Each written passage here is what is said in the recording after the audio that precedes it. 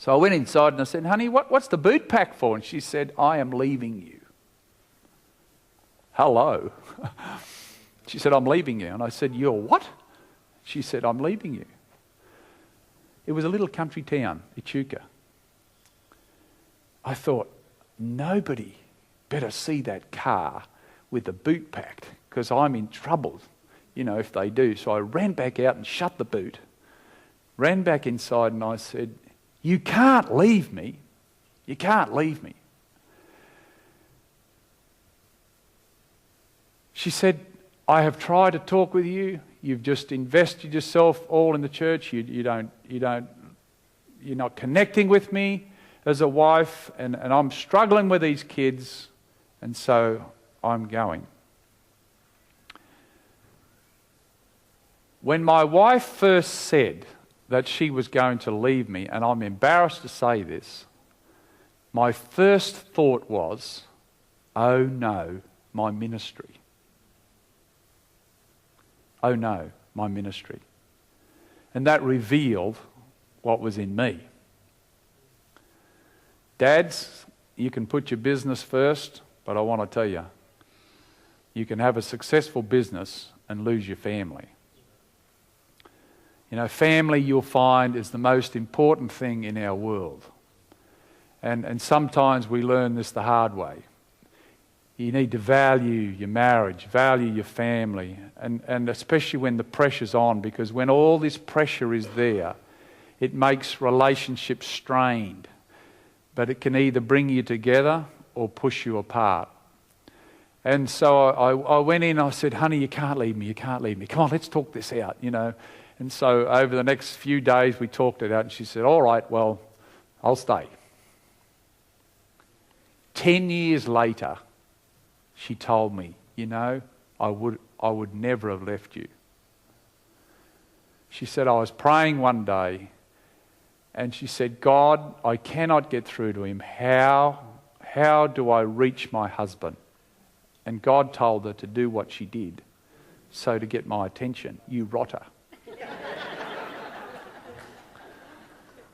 I'm glad to say that we've been married now 35 years, and I've never been happier, and I don't think my wife has either. So let's give Jesus a big clap. Woohoo!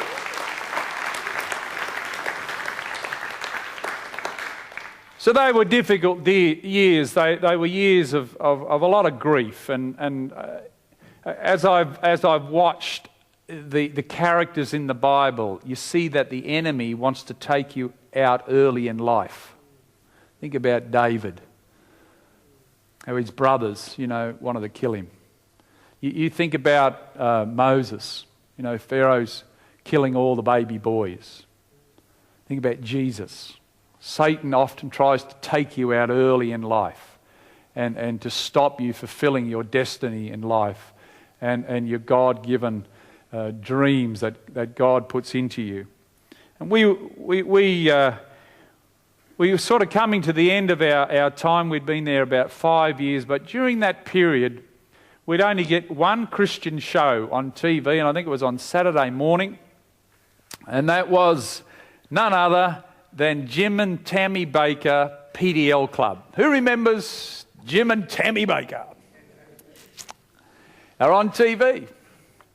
And, it was called the Praise the Lord Club. And I think the opening line was always, when he would come out, he would say, you can make it. You can make it. And I remember sending away, I probably had to pay some money being an evangelist, but for a fridge magnet. And on that fridge magnet was, you can make it. And I stuck that on my filing cabinet, and it was there for 30 years. And most days I'd walk in and I'd read that and I'd say, you can make it, Rod. You can make it. It was God's little phrase. And God gives you little things to help you through. It was just, for me, it was a little fridge magnet. Because, when your world is falling apart around you,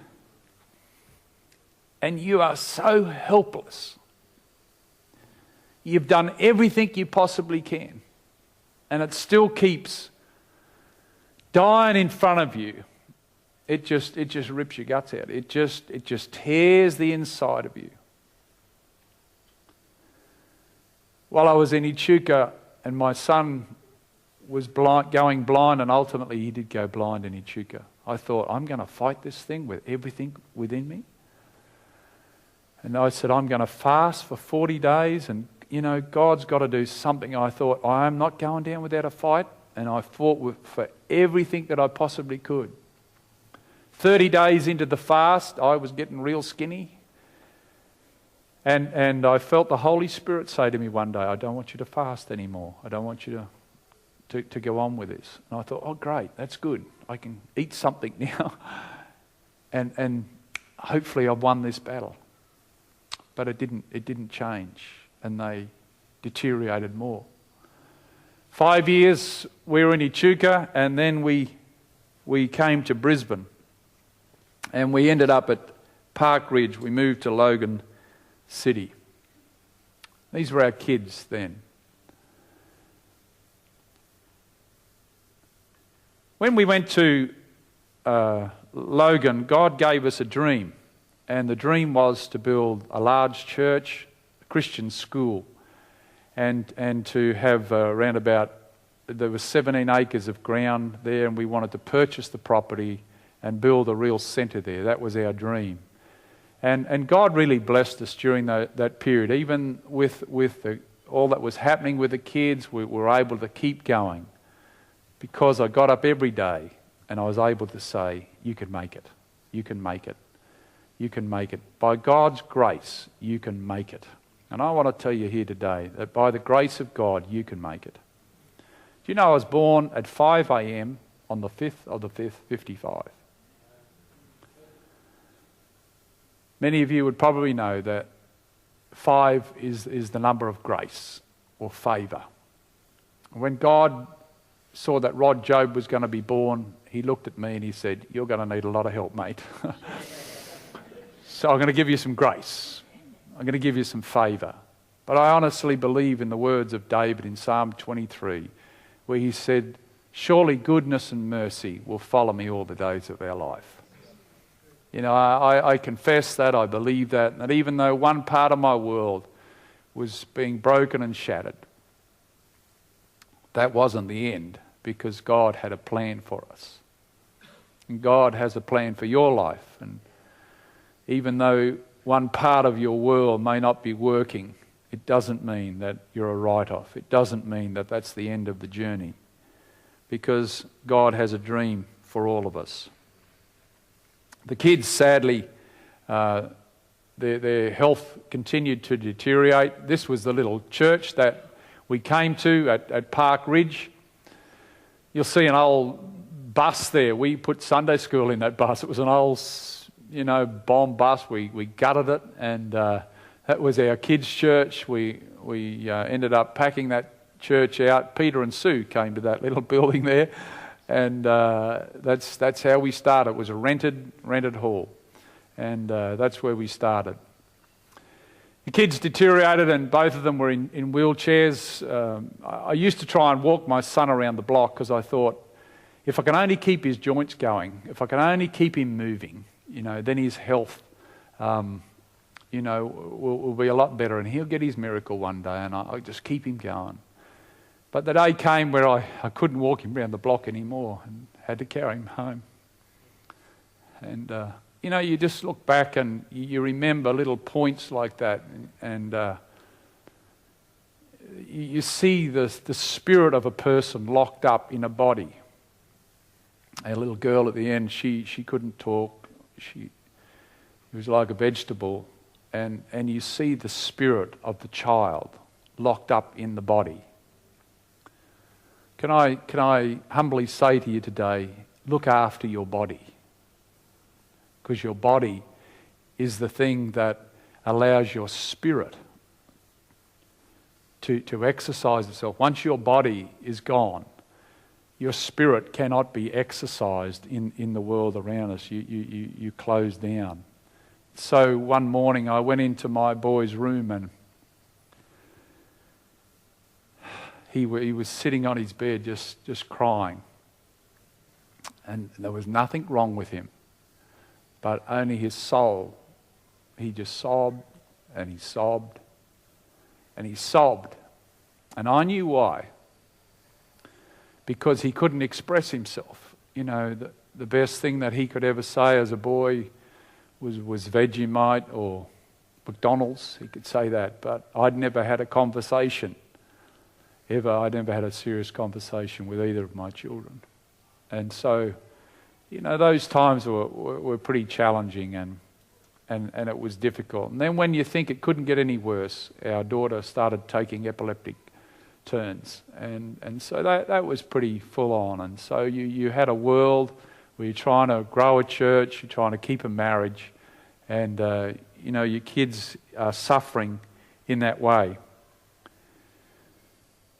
Rhonda had a dream one night, and she was holding Christy, and Joshua was on the bus, and she was running after the bus, trying to catch the bus.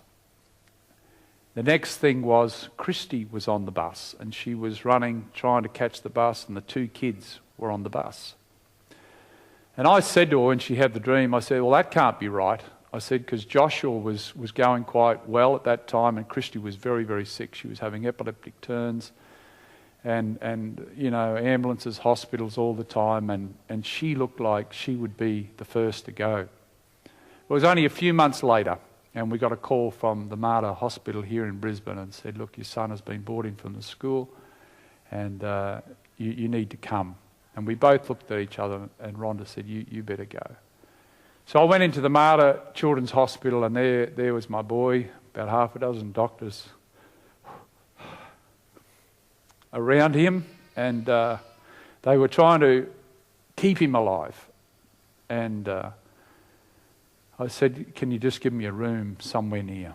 And one of the doctors took me out to a side room, and half an hour later they came back and said, your son has passed away. And then 9 months later, our daughter also passed away. So in 12 months, we lost both of our kids. It was a relief. It was a massive relief. Part of me was so sad, yet part of me was saying, thank God this thing is over. And I say this, nothing lasts forever. Whatever you're going through today, it's not going to last forever. It's not going to last forever. Everybody say, it's not going to last forever. It won't last forever. There is a period, there is a time when all these things pass. There is a time for everything. You know, Ecclesiastes said, we work through stuff. And the time for us had come where our kids, you know, departed from this world and went to glory. Josh was 15 by that age, and Christy was 14.